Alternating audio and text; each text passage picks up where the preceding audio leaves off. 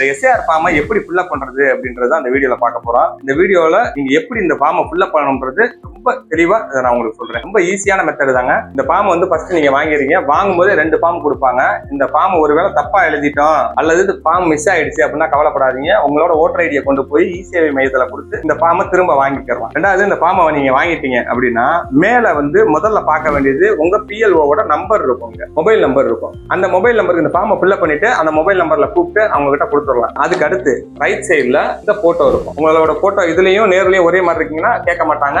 போட்டோல மாறுதல் இருக்கு அப்படின்னா அதுல போட்டோ கேட்பாங்க, நீங்க அதுல போட்டோ ஒட்டி கொடுத்துருங்க. அதுக்கு அடுத்து இந்த ஃபார்மை எப்படி ஃபில்அப் பண்ணணும் அப்படின்றது இப்ப நான் உங்களுக்கு சொல்றேன். இந்த ஃபார்ம்ல மொத்தம் வந்து 3 பாக்ஸ் இருக்குங்க. இந்த 3 பாக்ஸ்ல நம்ம ஃபில்அப் பண்ண வேண்டியது 2 பாக்ஸ் தான். இந்த 2 பாக்ஸ் யார் யாருக்கு எப்படி அப்படின்றத நான் உங்களுக்கு சொல்றேன். அதை மட்டும் தெளிவா கேட்டு தெரிஞ்சுக்கோங்க. முதல் விஷயம், இந்த மேல இருக்க இந்த பாக்ஸ் காமனா எல்லாருக்குமே இதை நீங்க ஃபில்அப் பண்ணி கொடுத்தே ஆகும். கீழே இருக்க இந்த 2 காலம் எப்படி அப்படின்னா, இது 2005க்கு முன்னாடி ஓட்டு போட்டவங்களுக்கு லெஃப்ட் சைடுல உள்ள 2வது காலம். 2005க்கு அப்புறம் ஓட்டு போட்டவங்களுக்கு, அதாவது 2005க்கு அப்புறம் புது ஓட்டர்ஸா சேர்ந்தவங்களுக்கு இந்த ரைட் சைடுல உள்ள இந்த காலம். இவ்வளவுதாங்க. இதை நீங்க ரொம்ப குழப்பிக்க வேணாம். இதை எப்படி ஃபில்அப் பண்ணணும் அப்படின்றத நான் உங்களுக்கு சொல்றேன். மேல உள்ளது காமனானது, இதை நான் உங்களுக்கு சொல்லிடுறேன். பிறந்த தேதி ஃபர்ஸ்ட் கேட்டிருக்காங்க, அதை போட்டுருங்க. அதுக்கடுத்து ஆதார் எண், விருப்ப தேர்வுன்னு போட்டிருக்காங்க. ஆதார் எண் இருந்தா போடுங்க, இல்லைன்னா விட்டுருங்க. அதுக்கடுத்து கைபேசி எண், உங்களோட மொபைல் நம்பர். அதுக்கடுத்து தந்தை அல்லது பாதுகாவலர் 2 பேர்த்துல யாரோ ஒரு ஆளை பேரை போட்டுருங்க. அவரோட ஓட்டர் ஐடி நம்பர் கேட்டிருக்காங்க. அவரோட ஓட்டர் ஐடி நம்பர் இருந்தா போடுங்க, இல்லைன்னா போட்டுருங்க. அதுக்கடுத்து வந்து தாய் பேரு எழுதிட்டு அதுக்கு கீழே அவங்களோட ஓட்டர் ஐடி நம்பர் கேட்டிருக்காங்க. இருந்தா போடுங்க, இல்லைன்னா போட்டுருங்க. அதுக்கடுத்து துணை பேரின் பெயர், கணவனா இருந்தா மனைவி பேர் எழுதுங்க, மனைவியா இருந்தா கணவர் பேர் எழுதுங்க. இவ்வளவுதாங்க. மேல உள்ள பாக்ஸ் முடிஞ்சு. அதுக்கடுத்து இப்போ வந்து நல்லா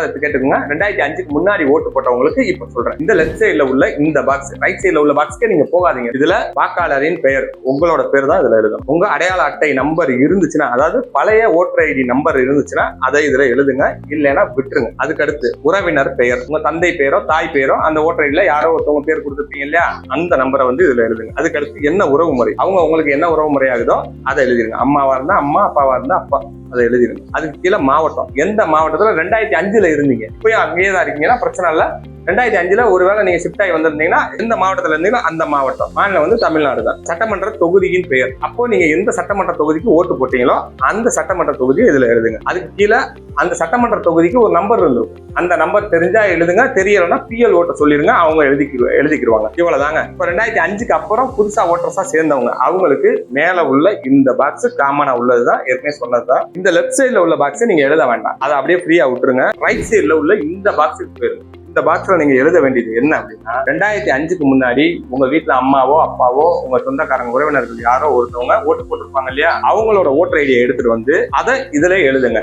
இப்போ நான் வந்து 2005க்கு முன்னாடி ஓட்டு போடல, நான் என்ன பண்ண போறேன் அப்படின்னா எங்க அப்பாவோட ஓட்டர் ஐடியை இதுல எழுத போறேன். அப்பா இல்ல அப்படின்னா அம்மாவும் இல்ல அப்படின்னா எங்க சொந்தக்காரங்க யாரோ ஒருத்தவங்களோட இதுல நான் எழுதிக்கிறேன். இப்போ நான் எங்க அப்பாவோட எழுதுறேங்க. எங்க அப்பாவோட பேரை முதல்ல எழுதிருவேன். அவரோட ஓட்டர் ஐடி நம்பர் இருந்தா அதுல எழுதிருவேன். அப்படி இல்ல அப்படின்னா விட்டுற வேண்டியதான். உறவினரின் பெயர், இப்போ நான் எங்க அப்பாவோட இதை எழுதிருக்கிறதுனால எங்க அப்பாவோட அப்பா, ஒருவேளை எங்க அம்மாவோட எழுதியிருந்தேன் அப்படின்னா அதுல வந்து எங்க அம்மாவோட பேரு கணவர்னு, எங்க அப்பாவோட பேரு என்ன உறவு முறைன்றதுல கணவர்னு எழுதிருவேன். இது உங்களுக்கு தெளிவா புரிஞ்சிருக்கும்னு நினைக்கிறேன்.